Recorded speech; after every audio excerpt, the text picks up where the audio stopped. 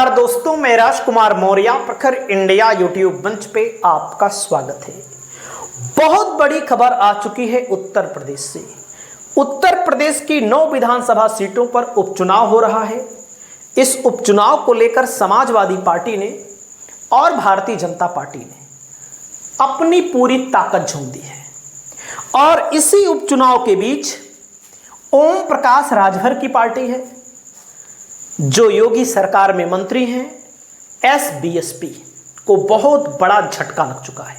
झटका कैसे, किसने दिया झटका, पूरी वीडियो देखिए। ओम प्रकाश राजभर दावा करते हैं, उत्तर प्रदेश में लगातार दावा करते हैं, हालांकि इनके दावे अभी तक सही नहीं हुए हैं। अखिलेश जी के साथ थे 2022 के चुनाव में, 6 विधायक इनके बने, टूटकर बीजेपी के साथ चले गए। 2024 का चुनाव लड़ा, घोषी से दावा कर रहे थे जीतेंगे, विधानसभा भी और लोकसभा भी, लेकिन इनके दावे में दम रहता नहीं है। जब इनके दावे में दम नहीं रहता तो बहुत सारे लोग मजे भी लेते हैं, यहां तक कि मीडिया के लोग भी, और लगातार ट्रोल भी होते रहते हैं। ओम प्रकाश राजभर जी, इनकी पार्टी की एक महिला नेत्री है, एक ही नेता ने नहीं, सुनीता राजभर, जो लगातार सक्रिय रही है, लोकसभा का चुनाव भी लड़ चुके हैं। इन्होंने ओम प्रकाश राजभर के ऊपर आरोप लगाए हैं। आरोप क्या लगाया है, इनका वीडियो भी हम आपको सुनाएंगे, देख सकते हैं। सुनीता राजभर हैं, इनकी चिट्ठी पहले आप देखिए। और इनके साथ साथ बहुत सारे नेताओं ने पार्टी को छोड़ दिया है। लिखा है, सेवा में राष्ट्रीय अध्यक्ष सुहेलदेव भारतीय समाज पार्टी, श्रीमान महोदय, मैं सुनीता राजभर, पूर्व प्रमुख महासचिव महिला मंच। विगत कुछ महीनों से मैं सुहेलदेव भारतीय समाज पार्टी की नीतियों से लगातार बदलाव देख रही हूं, जो समाज के हित में ना होकर व्यक्तिगत लाभ पर कार्य कर रहा है। पार्टी का जो मुख्य उद्देश्य था, एक समान शिक्षा, लगातार राजभर जी बात करते थे, एक समान शिक्षा, अनिवार्य शिक्षा, बिजली बिल, राजभर आरक्षण, शराबबंदी, महिला भागीदारी, वोटर पेंशन, राजभर का बेटा बेटी पुलिस, सिपाही दरोगा बनेगा, से हटकर परिवार तथा सत्ता तक सिमट कर रह गया है। आए दिन जो समाज को सत्ता तक ले गए, उनके साथ साथ मारपीट, रेप, हर तरह की घटनाएं हो रही हैं, अन्याय हो रहा है। और इस अन्याय और इस घटनाओं को लेकर राजभर की जो पार्टी है एसबीएसपी, वो कुछ बोल नहीं रही है, यानी कि सरासर आरोप लगा है, आरोप लगाया गया है, देख सकते हैं। और डायरेक्ट बार बार करते थे, बीजेपी वालों, राम को तुम दे दो, आरक्षण को हमको दे दो, कहते थे कि नहीं कहते थे? बार बार कहते थे, एक समान शिक्षा, अनिवार्य शिक्षा, बिजली बिल, और राजभरों का आरक्षण, शराबबंदी, महिला भागीदारी, सब भूल करके इस समय ओम प्रकाश राजभर अपने मंत्री पद में मग्न है। और इनकी पार्टी धीरे धीरे धीरे धीरे धीरे धीरे टूटती जा रही है। वैसे भी इनकी पार्टी के जो विधायक थे, ज़्यादातर जीते थे, वे समाजवादी पार्टी के थे, 6 जीते थे, 3 तो मान लीजिए साइडलाइन हो चुके हैं, 2-3 जो बचे हैं। और इनका वीडियो आप देखिएगा, इनकी पार्टी का वीडियो मैं लगा दे रहा हूँ। इनकी कई नेताओं ने इस्तीफा दिया है, क्या कह रहे हैं। ओम प्रकाश राजभर के बारे में आपकी क्या राय है, आप अपनी राय को भी बताइए। पहले वीडियो देखिए। आप सभी साथियों को जय सुहेलदेव, नमस्ते। मैं सुनीता राजभर, जनपद देवरिया से। जैसा कि साथियों, आप सभी को मैंने अभी अवगत कराया है कि अपने फेसबुक पेज से मैं लाइव आऊँगी 5:30 बजे, और मैं अभी लाइव हूँ। और सभी साथियों से अपील करना चाहूँगी कि आप लोग ज़्यादा से ज़्यादा संख्या में जुड़िए। और आज कुछ विशेष बातें लेकर के आप लोगों के बीच में आए हैं। अभी अभी आप लोगों ने देखा है कि मैंने सुहेलदेव भारतीय समाज पार्टी के सारे पदों से मैंने इस्तीफा दिया है। मैं आज विगत जब मेरी बच्ची 6 महीने की थी, तब मैंने इस पार्टी को ज्वाइन किया था। आज मेरी बच्ची 7 साल की हो गई। इस पार्टी में मैंने छोटी सी अपनी नन्ही सी बच्ची को छोड़ करके मैंने मेहनत किया, और मेहनत करने के बाद काफ़ी इस पार्टी में हमने समय दिया। और मैंने दिन रात संघर्ष मैंने किया इस पार्टी के लिए।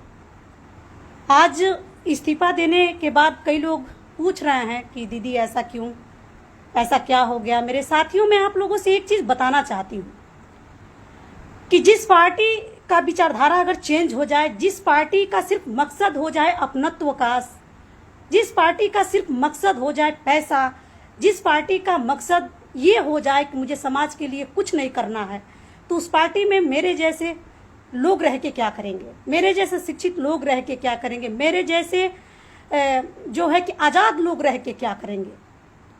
मैं आप लोगों से बताना चाहती हूँ कि जब मैं आई थी तो मैंने पार्टी की विचारधारा को देखा था। माननीय श्री ओम प्रकाश राजभर जी की विचारधारा से मैं खुश होकर के इस पार्टी को मैंने ज्वाइन किया था। और जो 20 साल पहले इनकी विचारधारा थी और जो 20 साल के बाद 22 साल के बाद इनकी विचारधारा है, उसमें जमी और आसमां का अंतर है मेरे साथियों। इसलिए मुझे ये डिसीजन लेना पड़ा।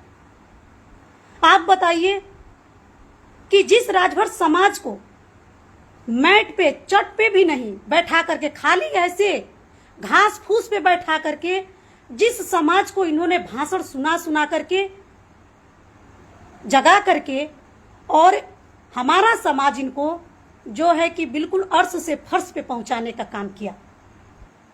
ये कहते हैं कि मैंने समाज के लिए बहुत कुछ किया। आप लोग मुझे बताइए, क्या समाज इनके लिए कुछ नहीं किया? समाज ने इनको वो चीज दिया जो ये कभी सपना में भी नहीं सोचते थे। कभी सपने में भी ये नहीं सोचे होंगे कि समाज ने इनको क्या क्या नहीं दिया। मैं बस इतना कहना चाहूंगी कि जब इनका मुद्दा, सारी चीजें जो पार्टी इन्होंने बनाया था, तो इनका मुद्दा था कि राजभर समाज का बेटा बेटी सिपाही दरोगा बनेगा, मास्टर कलेक्टर इंजीनियर बनेगा। आज कितने इंजीनियर कलेक्टर सिपाही दरोगा इनके थ्रू बने हैं, ये चीजें समाज को दिख रहा है। इन्होंने कहा था कि मैं 50% महिलाओं के आरक्षण के लिए मैं लड़ाई लड़ता हूं। हर मंच पे इनका यह भाषण रहता था। आज वो 50% का आरक्षण का मुद्दा पता नहीं कहां गुम हो गया, इसका कोई ठिकाना नहीं है। आज ये भी कहते थे कि 1 से लेकर के स्नातकोत्तर तक फ्री शिक्षा होगी, अनिवार्य शिक्षा होगी। ये भी बात कहते थे कि जब मैं सत्ता में जाऊंगा तो इन सारे मुद्दों को मैं उठाऊंगा।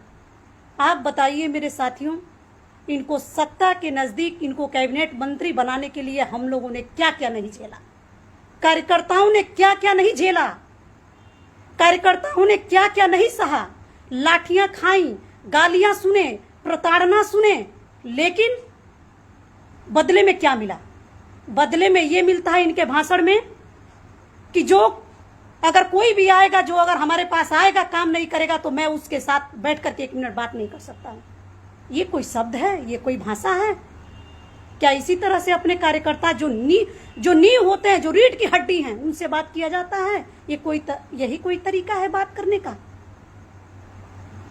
हम महिला हैं, हम घर से निकलते हैं, पता नहीं कितनी बातें हमको सुननी पड़ती है, इसका भी कोई अता पता नहीं है, लेकिन उनको इस चीज का कोई खबर नहीं है। सिर्फ राजभर समाज को गुमराह करके, राजभर समाज को इकट्ठा करके सिर्फ परिवार को लेकर के चलना, ये कहीं ना कहीं मेरे समाज के लिए एक घातक, एक कैंसर जैसी बीमारी है जो मेरे समाज में पूरी तरीके से फैली हुई है। आप बताइए कि समाज आगे नहीं बढ़ेगा तो समाज कैसे लड़ेगा? समाज को मुख्य कुर्सी पे आप नहीं रखेंगे तो लड़ेगा कैसे समाज?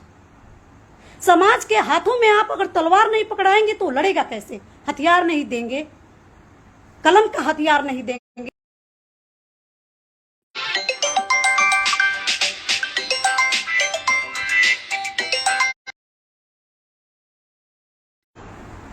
माफी चाहेंगे, किसी कारणवश नेटवर्क प्रॉब्लम हो रही है और इसकी वजह से फोन मेरा कट जा रहा है बार बार।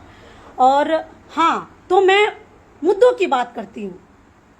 इनको हम लोगों ने 20 साल पहले भी खेत खलियान में बैठ करके हमने इनका भाषण सुना और 20 साल बाद भी खेत खलियान में ही बैठ करके हमारे समाज की महिलाएं इनका भाषण सुनती रहीं। आज आए दिन महिलाएं, हमारे समाज की बेटियों के साथ रेप जैसी घृणित कार्य हो रहे हैं।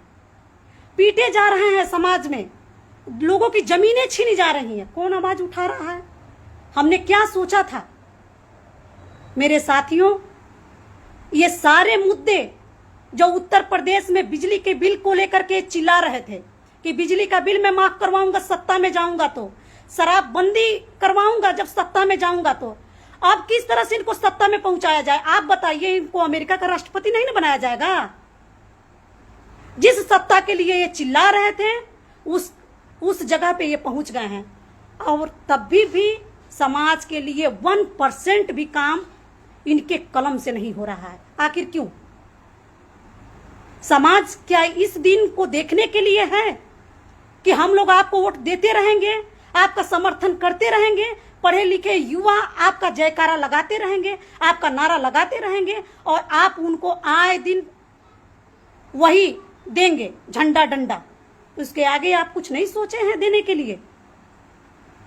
मेरे साथियों, मैंने जो डिसीजन लिया है सोच समझ करके लिया है, और मैं अपील करना चाहूंगी कि इस 75 जनपद में जितने भी मेरे समर्थक साथी हैं, मैंने आज तक कभी भी मैंने इस चीज का, मुझे कभी सत्ता का लालच नहीं रहा। एक बार इन्होंने सत्ता से अपने स्वार्थ बस इन्होंने सत्ता को छोड़ा, तो आज तक ये चिल्लाते रहे कि मैंने समाज के लिए सत्ता को छोड़ा, आज तक ये चिल्लाते रहे। लेकिन ये समाज के लिए इन्होंने सत्ता को नहीं छोड़ा, व्यक्तिगत लाभ के लिए इन्होंने सत्ता को छोड़ा, और जहां जहां इनका व्यक्तिगत लाभ रहा वहां वहां इन्होंने अपना गठबंधन किया और अपने व्यक्तिगत लाभ को इन्होंने साधा। क्या समाज यही दिन देखने के लिए बाकी था? क्या समाज को गुलियाया जाता है, इकट्ठा किया जाता है इसी दिन के लिए? तो हमको बेचेंगे ये कि हम लोग हमारे समाज के लोगों को बेचेंगे? मेरे साथियों, मेरे समाज पर सुहेलदेव भारतीय समाज पार्टी जैसी 100 पार्टियां कुर्बान। ठीक है, मैंने जो भी चीज सोच समझ करके मैंने फैसला लिया है कि ऐसे पार्टी और ऐसे नेता, 1000 ऐसे नेता हमारे समाज पे कुर्बान, उन गरीब समाज पे कुर्बान, जिन गरीब समाज के लिए आज भी इस उत्तर प्रदेश में कोई सुनने वाला नहीं है। ओपी राजभर जैसे 100 नेता हमारे समाज के लिए कुर्बान हो जाएंगे, तभी भी मुझे कोई फर्क पड़ने वाला नहीं है। जिस समाज ने आपको बहुत कुछ दिया, आप देखे होंगे कि इसी चुनाव में इन्होंने कहा था कि मैं हेलीकॉप्टर में बैठाऊंगा अपने समाज के लोगों को। आप जरा सोचिएगा कि पूरे चुनाव भर कौन हेलीकॉप्टर में घुमा था?